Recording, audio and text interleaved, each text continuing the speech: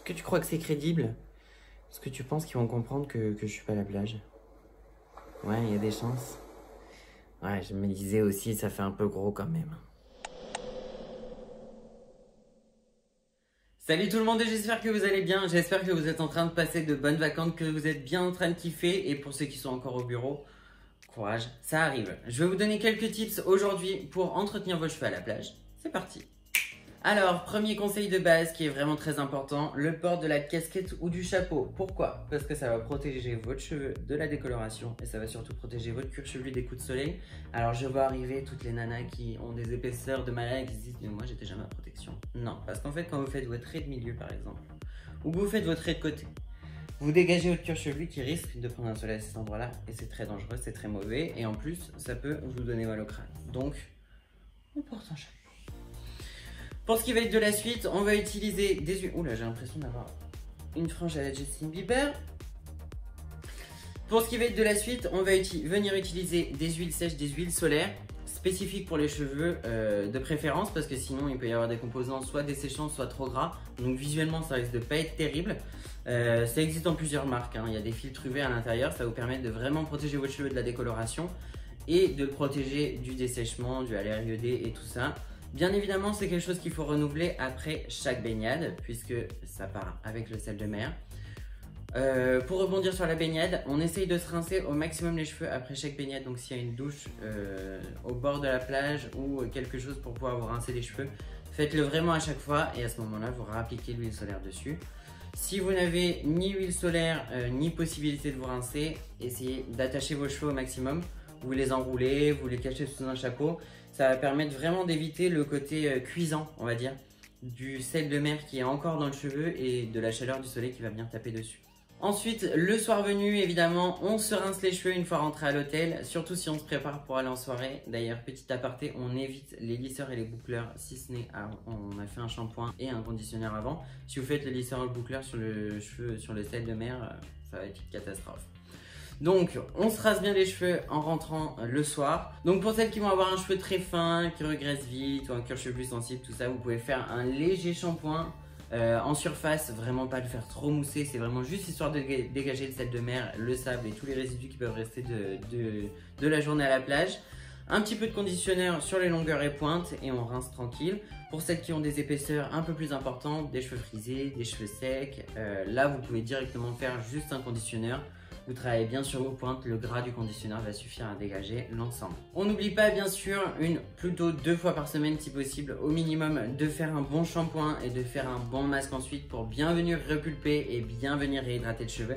Même si vous avez fait toutes les étapes au préalable, ça va vraiment vous permettre d'entretenir ce côté, cette brillance et le côté pulpeux de votre cheveu. Et bien sûr, c'est exactement comme le bronzage, ne partez pas du principe que des filtres UV ça empêche le cheveu de s'éclaircir ou c'est un peu comme quand la peau on se dit mais si je mets de l'écran total je vais pas bronzer. Non, ça va vous éviter de cramer. Et ben pour les cheveux c'est pareil, ça va éviter à votre cheveu de cramer et ça va l'éviter de partir dans des couleurs exorbitantes. Il va quand même éclaircir, mais croyez-moi de manière beaucoup plus homogène et de manière beaucoup plus belle. Donc vraiment n'hésitez pas à y aller sur les soins.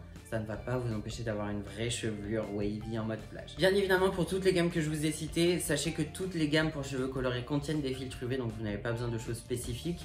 Après, pour celles qui ont des cheveux naturels, qui ont envie de tester peut-être des gammes spécifiques UV, vous pouvez y aller. Bien sûr, les parfums sont un peu différents, c'est un peu plus estival en règle générale.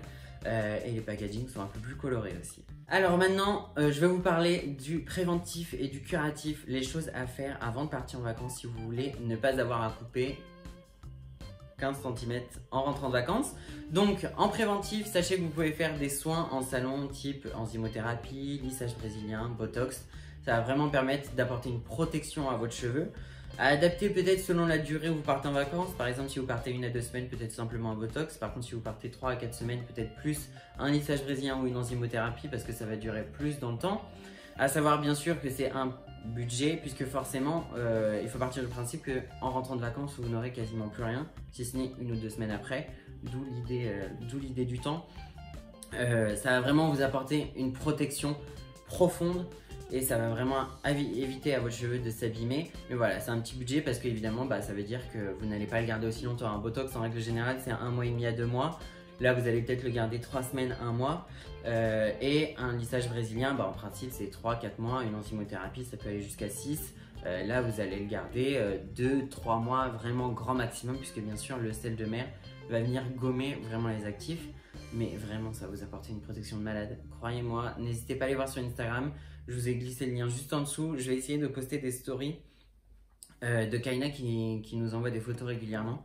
Ses cheveux, c'est vraiment un truc de fou. Donc Kaina, si vous voyez pas qui c'est la jeune femme qui nous a servi de modèle pour la vidéo de l'enzymothérapie. Je vais vous glisser le lien en haut, là, ça doit s'afficher. Une touffe de malade, un cheveu hyper sec qu'on a vraiment réussi à venir discipliner avec l'enzymothérapie. Et là, elle poste des stories de ses vacances. Elle sort de la piscine, elle est coiffée, mais en mode bombasse californienne, quoi. C'est vraiment un truc de fou. Donc n'hésitez pas à faire ça en préventif. Ça va vraiment vous éviter une grosse coupe et un gros besoin de soins et un gros travail de couleur aussi. Donc en fait, le petit budget que vous allez dépenser au début, enfin petit, hein, je m'entends, hein, mais ça va vous éviter un énorme budget derrière. Donc évidemment, on essaye de couper au moins un petit peu les pointes avant de partir, parce que si vous gardez vos pointes sensibilisées, hop, ça va grignoter à la fin des vacances. Encore une fois, il va falloir beaucoup plus couper. Donc petite coupe de santé, soin profond, bon entretien pendant les vacances et franchement, vous n'allez pas avoir besoin de revenir chez le coiffeur tout de suite. Pour celles qui n'ont pas voulu jouer la carte du préventif, sachez que vous pouvez évidemment retourner chez votre coiffeur préféré. On sera là pour récupérer votre couleur qui aura un peu trop éclairci ou qui sera partie un peu trop dans tous les sens. On sera également là pour vous couper les 5 ou 10 cm qui auront cramé pendant les vacances. Et on sera évidemment là pour vous faire des soins profonds. Bon, là, ce sera vraiment le principe du curatif. Donc, le cheveu n'aura pas eu de protection. Donc, ce ne sera pas le même effet, vous n'aurez pas le même résultat, mais ça va vraiment vous permettre de restructurer votre cheveu, de lui rapporter de la force, de la brillance, de le repulper, de lui donner une forme de malade, bref. Mais ce sera un plus gros budget, du coup. Bon voilà, j'ai fait le tour. La vidéo est un peu courte, mais vraiment là, pendant les périodes estivales, on va pas vous faire des gros contenus parce que sinon, c'est relou, hein, personne ne les regarde. Moi, je sais pas vous, mais perso, dans les listes à regarder plus tard, 20 minutes, 30 minutes, 1 heure, 50 minutes. La flemme. Donc voilà, j'espère que vous kiffez bien de vos vacances.